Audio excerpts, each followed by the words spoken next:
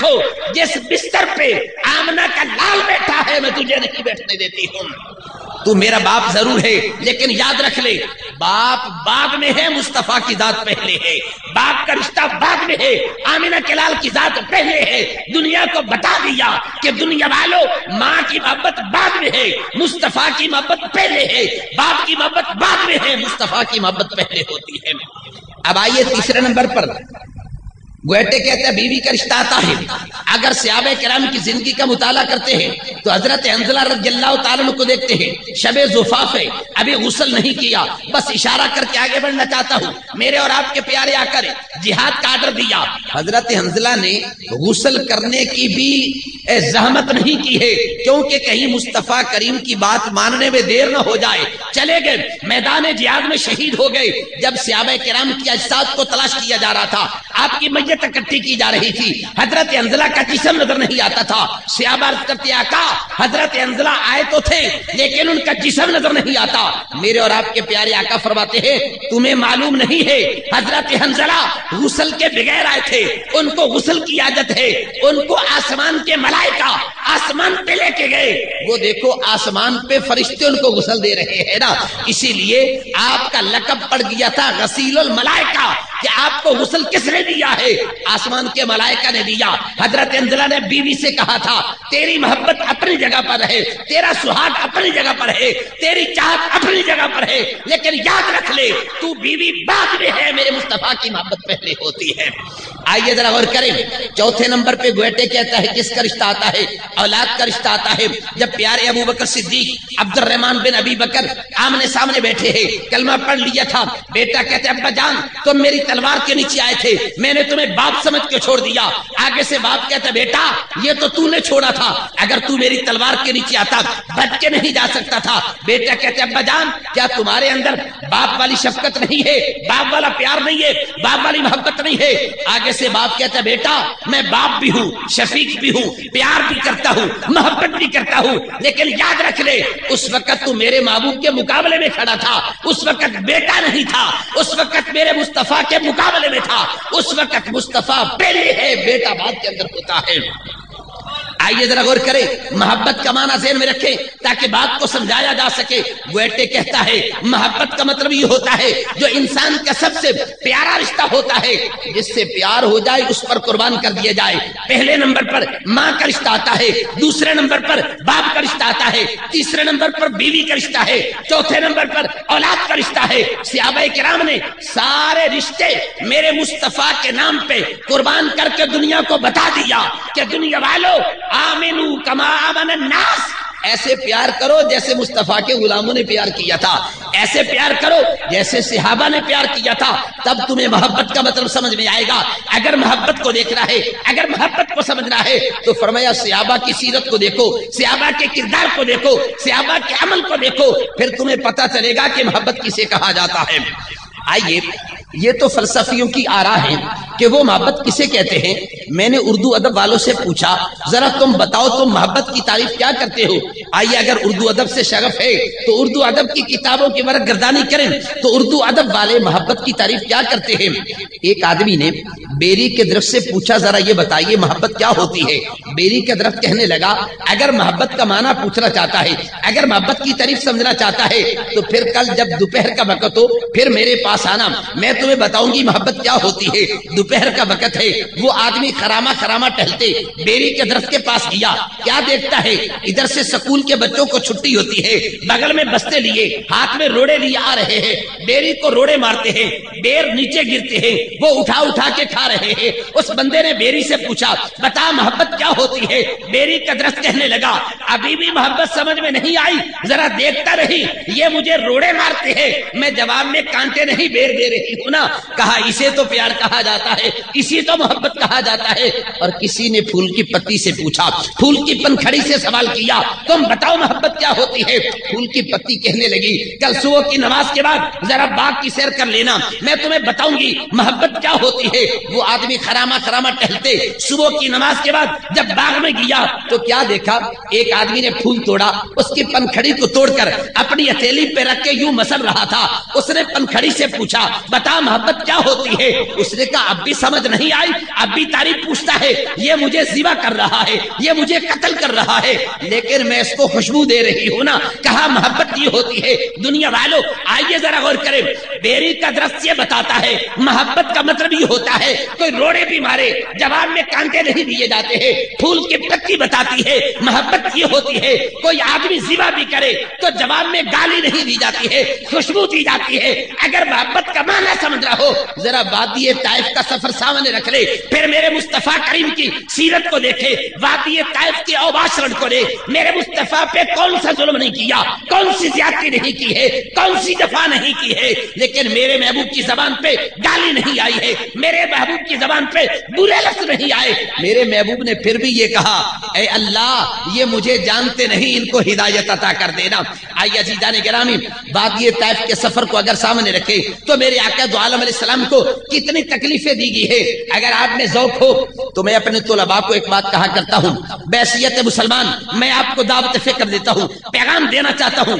آپ اگر سیرت کی پوری کتاب نہیں پڑھ سکتے ہیں، اگر سیرت النبی کا مکمل مطالعہ نہیں کر سکتے، میں آپ کو بحیثیت طالب علم دعوت دیتا ہوں، پیغام دیتا ہوں، یہ میسج دیتا ہوں، ذہن میں رکھ کے جائیے، کم از کم سیرت النبی کے 3 واقعات کا ضرور مطالعہ کریں۔ آپ کتنے واقعات کا؟ ذرا بولیے محبت سے، یہ سبق سمجھ کے یاد رکھیں۔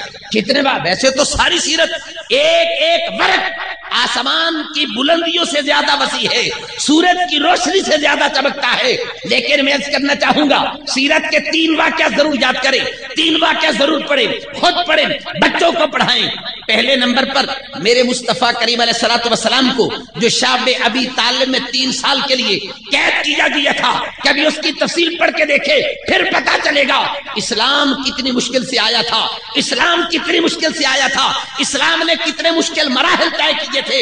آج مجھے اور آپ کو گھر بیٹھے بیٹھائے کلمہ مل گیا، ہمیں اسلام کی قدر نہیں ہے، ہمیں اسلام کا احساس نہیں ہے۔ میں آپ کو دعوت فکر دیتا ہوں، کبھی ضرور اتفاق ہو تو اس شاب ابی طالب کے سفر کو ضرور پڑھنا، ضرور مطالعہ کرنا، تاکہ پتا چلے میرے محبوب نے اسلام کے لیے کتنی تکلیفیں برداشت کی ہیں۔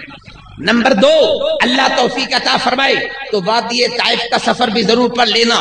نمبر 3، اگر اللہ توفیق عطا فرمائے تو غزوہ تبوک کا سفر بھی ضرور پڑھ لینا۔ یہ 3 واقعات میں آپ کو دعوت فکر دیتا ہوں، اللہ آپ کو توفیق عطا فرمائے۔ کوئی بھی سیرت کی کتاب اٹھا لے، لیکن بالخصوص اگر کوئی مجھ سے پوچھے کون سی کتاب پڑھے تو میں کہا کرتا ہوں اردو زبان میں سب سے بہترین سیرت کی کتاب، سب سے بہترین کتاب ضیاء النبی پیر سید محمد کرم شاہ صاحب الازہری الحرامہ کی ہے۔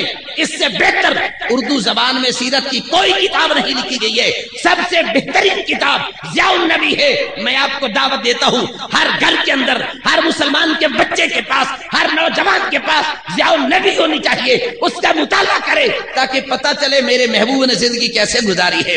عزیزان گرامی، صرف نام لینے سے عاشق رسول نہیں بنتا، صرف یہ شعر پڑھ لینے سے کہ سنا ہے آپ ہر عاشق کے گھر تشریف لاتے ہیں، میرے گھر میں بھی ہو جائے چراغاں یا رسول اللہ، شعر پڑھنے سے عاشق نہیں بنتا، عاشق تب بنتا ہے جب بلال کی طرح قربانی دے رہا ہوگا، عاشق تب بنتا ہے جب سلمان فارسی کی طرح قربانی دے رہا ہوگا، عاشق تب بنتا ہے جب صہیب رومی کی طرف تکلیفیں برداشت کرے گا، عاشق تب بنے گا جس وقت میرے مصطفیٰ کریم کے غلام حضرت عمار بن یاسر جیسی تکلیفوں کو برداشت کرے گا، پھر پتا چلے گا کہ اسلام کتنا مشکل آیا ہے۔ عزیزان گرامی، آئیے بات دور چلی عرض کر رہا تھا، بات محبت کی کر رہا تھا، بات پیار کی کر رہا تھا، تو آئیے ذرا تھوڑا سا آگے بڑھنا چاہتا ہوں۔ محبت کے کچھ تقاضے ہوا کرتے ہیں، آئیے یہ میں بڑی سادہ سی بات عرض کروں گا تاکہ ہر آدمی کے ذہن میں بات بیٹھ جائے۔ محبت کے کچھ تقاضے ہوتے ہیں۔ پہلا تقاضا یہ ہوتا ہے، محبت کا پہلا اصول یہ ہے، محبت کا پہلا فطرت کا اصول یہ ہے کہ جس سے محبت ہو جائے اس کے اندر بالفرض عیب بھی ہو تو عیب حسن بن جاتا ہے۔ یہ اصول ذہن میں رکھ لیجئے، جس کے ساتھ محبت ہو تو محبت کا تقاضا یہ ہے، اصول یہ ہے کہ اگر اس میں عیب ہو بھی صحیح تو عیب عیب نظر نہیں آتا، حسن بن جاتا ہے، اور جس کے ساتھ دشمنی ہو، عداوت ہو، اس کے اندر کمال بھی ہو تو کمال بھی عیب بن جایا کرتا ہے۔ آئیے میں سمجھانے کے لیے مثال عرض کرتا ہوں. ایک انگریز شاعر تھا، اس کو ایک عورت سے محبت ہو گئی. اتفاق ایسا ہوا کہ وہ عورت کبڑی تھی، سیدھی چل نہیں سکتی تھی. کسی نے طنزیہ انداز میں کہا بھائی اگر آپ نے پیار کرنا ہی تھا، اگر محبت کرنی تھی تو بھائی کسی سرو قد والی عورت سے پیار کرتے، کسی دراز قامت والی عورت سے محبت کرتے، ماہ جبی کے پیکر سے تم پیار کرتے. یہ کیا ہوا؟ کبڑی قد والی اس سے پیار کر بیٹھے. اس نے کہا تمہیں معلوم نہیں، تم نے کبھی پھول کی پتی کو دیکھا، پھول کی پنکھڑی کو دیکھا؟ جب شاخ پہ پھول لگتا ہے نا گلاب کا تو ٹہنی جھک جاتی ہے، اس لیے کہ وہ بڑی نازک ہوتی ہے کہ پھول کا وزن برداشت نہیں کر سکتی ہے، اور یہ حسن کا وزن برداشت نہیں کر سکی تب جھک گئی ہے نا. اب ذرا غور کریں، تھا عیب لیکن محبت نے اس کو کمال بنا دیا ہے. ایک اور آدمی تھا، اس کو کسی کالے رنگ والی عورت سے پیار ہو گیا. اس نے پوچھا یہ کیا ہوا؟ اگر تو نے محبت کرنی تھی کسے ماہ جبی سے پیار کرتے، کالے رنگ والی سے پیار کرتے ہو. اس نے کہا تمہیں معلوم نہیں، جب کوئی عالیشان کوٹھی بناتا ہے کالے رنگ کی ہنڈیوں اوپر رکھ دیتا ہے، وجہ کیا ہے؟ تاکہ کوٹھی کو کسی کی نظر نہ لگ جائے. کہ اللہ نے کالا بنایا ہے کسی کی نظر نہ لگ جائے. یہ کالا پن نہیں، یہ حسن نظر آ رہا ہے. تو محبت کا پہلا تقاضا یہ ہے، عیب نظر نہیں آتا، عیب حسن بن جاتا ہے. جس میں عیب ہو وہ عیب حسن بن جاتا ہے. آمنہ کے لال کو تو اللہ نے بنایا ہی بے عیب ہے نا. آمنہ کے لال میں تو اللہ نے عیب قریب آنے نہیں دیا. حضرت احسان نے کتنی پیاری بات کہی تھی، فرمایا خلقت مبرأ من کل عیب کأنک قد خلقت کما تشاء. آقا آپ کو اللہ نے اپنی مرضی سے نہیں بنایا، اللہ نے جب بنایا ہے تو مصطفیٰ کی مرضی سے بنایا ہے نا.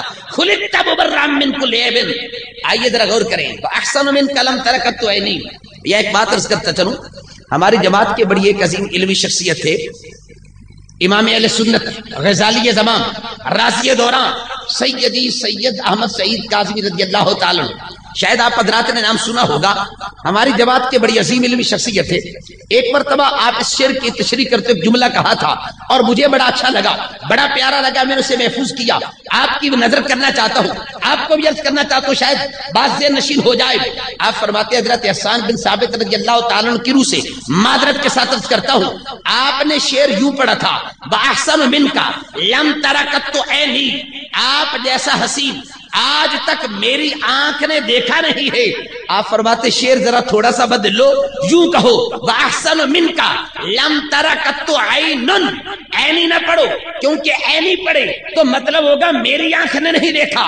تو کوئی آدمی کہہ سکتا ہے حسان کی آنکھ نے نہ دیکھا ہو، کسی اور آنکھ نے دیکھ لیا ہو، تو فرمایا لم تر قط عین پڑھ لو. مطلب یہ ہوگا مصطفیٰ جیسا حسین کسی آنکھ نے بھی نہیں دیکھا ہے. اور یہ فرمایا کرتے تھے. لیکن بعض علماء کہتے ہیں کہ بے شک یہ احتمال پیدا ہوتا ہے، لیکن آگے جب حضرت احسان نے یہ بات کہہ دی، فرمایا وَأَجْمَلُ مِنْكَ لَمْ تَلِدِ النِّسَاءُ. فرمایا یہ وام پیدا ہوتا تھا حضرت احسان کی آنکھ نے نہ دیکھا ہو، کسی اور نے دیکھا ہو. آپ نے کہہ دیا لَمْ تَلِدِ النِّسَاءُ. آج تک ماں نے جنا ہی نہیں ہے. جب کسی ماں نے جنا نہیں کوئی آنکھ دیکھ کیسے سکتی ہے؟ اس لیے دنیا والوں آئیے عرض کرنا چاہتا ہوں، عرض یہ کر رہا تھا محبت کا پہلا تقاضا یہ ہوتا ہے کہ محبوب میں عیب نظر نہیں آتا. عیب نظر آنا تو دور کی بات ہے، کوئی آدمی اس کا عیب بیان کرے بندہ سن بھی نہیں سکتا ہے. اگر محبوب کا عیب، توجہ سے بات عرض کر رہا ہوں، اگر کوئی آدمی محبوب کے عیب سنتا ہے تو وہ محبت میں جھوٹا ہے، محبت میں منافق ہے، محبت میں ناقص ہے. ہو محب اور محبوب کے عیب سنتا رہے، یہ نہیں ہو سکتا ہے. محبت تب کامل ہوتی ہے جب محبوب کا عیب سن ہی نہ سکتا ہو. سمجھ لینا پھر اسے محب صادق کہا جاتا ہے. آئیے جو دنیا میں فساد ہے، کیوں فساد ہے؟ اہل سنت کیوں برسر پیکار ہے؟ اس لیے کہ سنی کی مجبوری ہے، سنی کی خصوصیت ہے، سنی کی یہ فطرت ہے کہ میرے محبوب کے بارے میں کوئی آدمی بات کرے یہ سنی برداشت نہیں کر سکتا. اس لیے کہ ایمان کا تقاضا یہ ہے، محبت کا تقاضا یہ ہے کہ کوئی میرے محبوب کی ذات کے بارے میں انگلی اٹھائے؟ یہ ہو ہی کیسے سکتا ہے؟ میرے محبوب کی ذات کے بارے میں تو ابو جہل انگلی نہیں اٹھا سکا، ابو لہب نہیں اٹھا سکا، عتبہ شیبہ نہیں اٹھا سکا، 14ویں صدی کا یہ مولوی کیسے نہیں اٹھاتا ہے؟ اس لیے سنی کی مجبوری یہ ہے، یہ برداشت نہیں کر سکتا۔ اس لیے سنی کا عقیدہ یہ ہے اللہ نے مصطفیٰ کو پیدا کیا ہے، خلقت مبرأ من کل عیب، اللہ نے مصطفیٰ کو بے عیب بنا کے دنیا میں بھیجا ہے۔ اس لیے اب ذرا غور کریں، جن لوگوں نے میرے محبوب کریم علیہ السلام سے پیار کیا، قرآن نے کہا الناس، یہ کون ہے؟ لوگ ہیں۔ اب آگے قرآن کے الفاظ سنیے اور عقیدے کی بات کرتا چلوں تاکہ بات کو سمجھا سکوں۔ آگے سے منافق پتہ ہے کیا کہنے لگے؟ قرآن کے الفاظ یہ ہیں قالوا انؤمن کما